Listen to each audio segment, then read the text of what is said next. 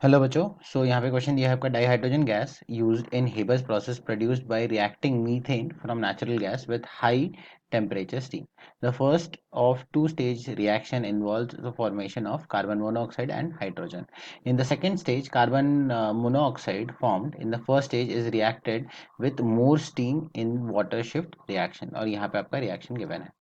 यहाँ पे आगे जो बोला जा रहा है कि in a reaction at 400 degree Celsius charged with equimolar of CO and steam such that partial pressure of CO equal to partial pressure of H2 that is equal to 4 bar.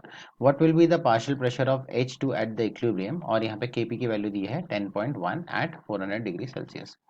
तो यहाँ पे जो है आपका की कंसेप्ट देखते हैं।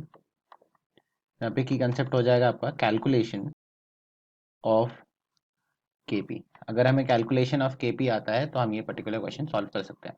तो यहाँ पे अगर हम देखें तो आपका यहाँ CO है जो आपका H2O में कंबाइन हो रहा है और यहाँ पे आपका प्रोड्यूस हो रहा है CO2 और प्लस H2 गैस। अब यहाँ पे अगर हम देखें तो initially jet is T equal to 0 पे प्रेशर दिया है, ये आपका हो जाएगा 4 बार के बराबर और यहाँ पे भी आपका 4 बार के बराबर। यहाँ पे इसका कुछ भी नहीं रहेगा। At t equal to t equilibrium पे अगर हम देखें तो यहाँ पे ये हम अज्यूम करते हैं कि पी प्रेशर जो है आपका कम हो गया है। तो यहाँ से भी आपका पी प्रेशर कम होगा, यहाँ पे इसका पी फॉर्म होगा और इसका भी आपका पी फॉर्म होगा।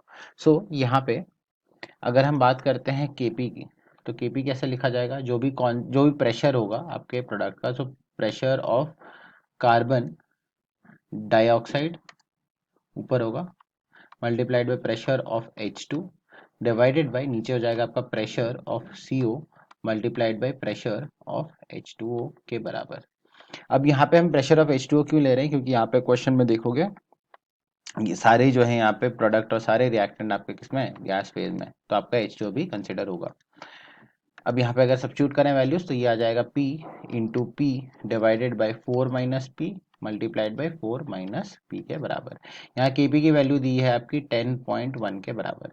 इसका मतलब हम ये कह सकते हैं कि P square divided by 4 minus whole square equal to आ जाएगा आपका 10.1 के बराबर। आप यहाँ पे कह सकते हो कि अगर आप अंडर रूट ले लो तो ये आ जाएगा P divided by 4 minus P और यहाँ पे अंडर रूट लेने पे ये आ जाएगा आपके 3.17 के बराबर।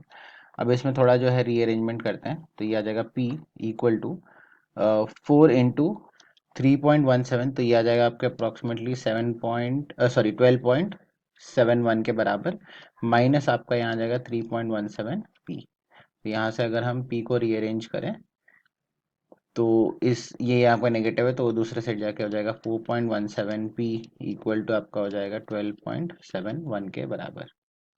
यहाँ पे अगर हम फर्दर कैलकुलेट करें तो आपका P जो है वो हो जाएगा 12.71 डिवाइडेड बाय 4.17 के बराबर और यहाँ से ये अप्रॉक्सीमेटली निकल के आता है 3.04 के बराबर।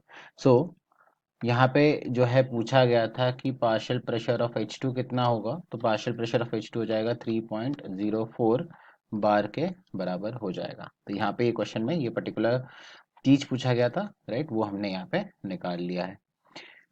I hope that you have understood the explanation of this particular question. All the best.